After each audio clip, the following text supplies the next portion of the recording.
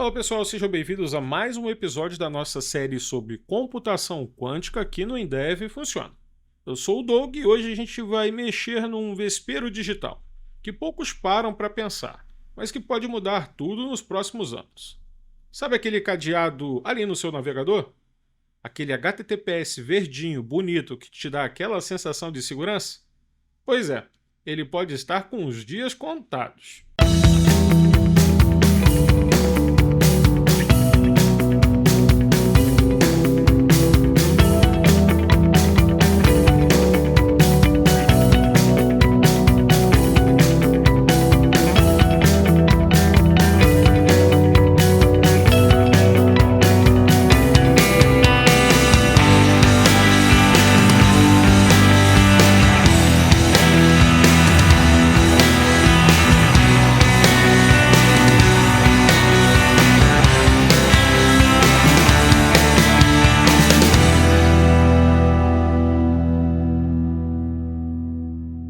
Computadores quânticos têm o potencial real de quebrar boa parte dos protocolos que protege literalmente tudo hoje em dia. Seus dados bancários, suas senhas, seus e-mails, suas transações blockchain e também as comunicações corporativas. Absolutamente tudo. Mas calma, respira fundo. Ainda não é o apocalipse digital. No papo de hoje a gente vai entender por que isso acontece, quais algoritmos estão em risco e, principalmente, o que a indústria, governos e pesquisadores estão fazendo para construir uma criptografia pós-quântica. Bora desvendar esse mistério e entender o porquê das coisas. Então segura aí que hoje o episódio é pesado. Começamos pelo estado atual da criptografia clássica. Antes da gente entrar no modo qubit destruindo tudo por aí, vamos dar um passo atrás e entender o que a gente usa hoje. A internet inteira, quando eu digo inteira, é inteira mesmo. Depende de alguns pilares criptográficos. Eu vou citar alguns deles aqui. O RSA, aquele clássico de 1977 que ainda está por toda parte. O SCC, a criptografia de curva elíptica. O DH, o troca de chaves. As curvas elípticas modernas como o SEC 256K1, a mesma do Bitcoin. E o X25519. E todos esses caras estão em protocolos que você usa no seu dia a dia. O TSL, aquele do HTTPS, o SSH, aquele que usamos para acesso remoto seguro, VPNs, assinaturas digitais e os certificados SSL. Mas tá, Doug, o que faz esses algoritmos serem seguros? A resposta é simples e assustadora ao mesmo tempo.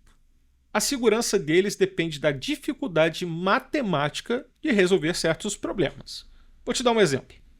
Fatorar um número gigante, tipo um número de 1024 bits, é praticamente impossível para um computador clássico. Mesmo os supercomputadores levam milhões de anos tentando. E é exatamente nisso que o RSA se aposta. É tipo assim, eu te dou o resultado de uma multiplicação enorme, mas você não consegue descobrir quais foram os números originais que geraram aquilo. Simples, né? Mas é aí que está o problema. É esse castelo de areia. Está prestes a desmoronar. Aqui nasce a ameaça quântica, o famoso algoritmo de Shor. Agora entra o vilão da nossa história, o computador quântico, mas não de modo negativo. E com ele, um sidekick, um algoritmo que dá arrepios na comunidade desde 1994. O algoritmo de Shor. Desenvolvido pelo matemático Peter Shor, esse algoritmo resolve dois problemas que são a base da criptografia moderna. Fatoração de números inteiros grandes, quebra o RSA, e logaritmos discretos, quebra o SCC e o DH. Ele faz isso de forma exponencialmente mais rápida do que qualquer outro computador clássico. Eu vou traduzir isso. Um número que levaria milhões de anos num supercomputador clássico para ser fatorado pode cair em minutos ou em horas num computador quântico suficientemente grande. Assim, pura e simplesmente, o RSA morre e o SCC morre. É tipo você ter uma fechadura que ninguém consegue arrombar, até que alguém inventa um tipo de chave mestra universal. Mas calma, o quântico ainda não chegou lá. Até onde a gente sabe. Respira que ninguém vai hackear sua conta do banco de hoje para amanhã. Não por esses motivos. A gente ainda está longe de ter um computador quântico capaz de rodar algoritmos de Shor em larga escala. Para isso acontecer, a gente precisa de algumas coisinhas aqui. Eu vou listar elas, então pega papel e caneta e bora anotar. Milhares de qubits lógicos estáveis. Só nisso já é um grande desafio. Tolerância a falhas. A correção do erro quântico. Já entendemos que é praticamente impossível e improvável, mas nem tudo são verdades absolutas. Taxa de erro baixíssima. Circuitos profundos e estáveis. E hoje, a gente tem computadores quânticos com algumas centenas de qubits físicos, cheio de ruído, um tempo de coerência curtíssimos, ou seja, ainda não rola. Mas esse é o ponto mais importante do episódio. Os dados que você transmite hoje podem ser quebrados no futuro. Esse ataque já tem nome e já está acontecendo. É o Store Now, Decrypt Later. Um bom em português, guarda agora e descriptografa depois. Governos, agências de inteligência e grupos avançados estão interceptando e armazenando tráfego criptografado, mesmo sem conseguir ler nada agora, esperando o dia em que os computadores quânticos estiverem prontos para decodificar tudo. Imagina o seguinte: aquele e-mail confidencial que você mandou lá em 2024 pode ser lido em 2035. Assustador, né? Mas relaxa. Aí chega a criptografia pós-quântica. A comunidade de segurança não ficou parada assistindo o apocalipse chegar. Existe um movimento global gigantesco rolando, liderado principalmente pelas seguintes personas: o NIST, National Institute of Standards and Technology, a NSA, aquela mesmo, que nesse momento pode estar até ouvindo o nosso podcast, o ETCI, é o da Europa, e grandes players como Google, IBM e Cloudflare. Esse por último aí deu trabalho recentemente. E o objetivo é simples: criar algoritmos criptográficos resistentes ao quântico. Esse projeto começou lá em 2016, com 82 candidatos iniciais. Depois de anos de análise, teste, tentativa de quebra por hackers do mundo inteiro, em 2022 e 2024, o NIST finalmente anunciou os vencedores, os algoritmos que vão substituir o RSA e o SCC. Os finalistas e já padronizados. Temos o Crystal Kuiper, que é baseado em troca de chaves, um modelo novo. Temos os Crystals Delitium, são assinaturas digitais mais avançadas. O Falcon, assinaturas digitais avançadas, com menos overhead. E os Spyfings, assinaturas baseadas em hash, super conservadoras. E assim, galera, esses caras vão substituir boa parte do TSL, SSH, VPN, certificados digitais que a gente usa hoje. A migração já está acontecendo. Você deve estar se perguntando: mas Doug, o que faz esses algoritmos serem a prova do quântico? Bem, é uma boa pergunta. Eles abandonam completamente as bases matemáticas que o algoritmo de Shor consegue quebrar e passam a usar estruturas matemáticas que nem mesmo um supercomputador quântico consegue resolver de forma eficiente, até o momento. As principais famílias de algoritmos pós-quânticos são os Lattice-based, ou baseados em reticulados. São os tipos Kuiper, Delitium, são segurança baseada em problemas de reticulados multidimensionais extremamente complexos. Eu recomendo a dar um Google sobre isso. Os hash-based usam funções de hashes criptográficas, como, por exemplo, o SHA-3. Ela é conservadora, mas tem assinaturas bem grandes. Temos aqui o Code-based. É o candidato alternativo, baseado em teorias dos códigos de correção de erros. Temos os multivariantes, equações polinomiais de múltiplas variáveis.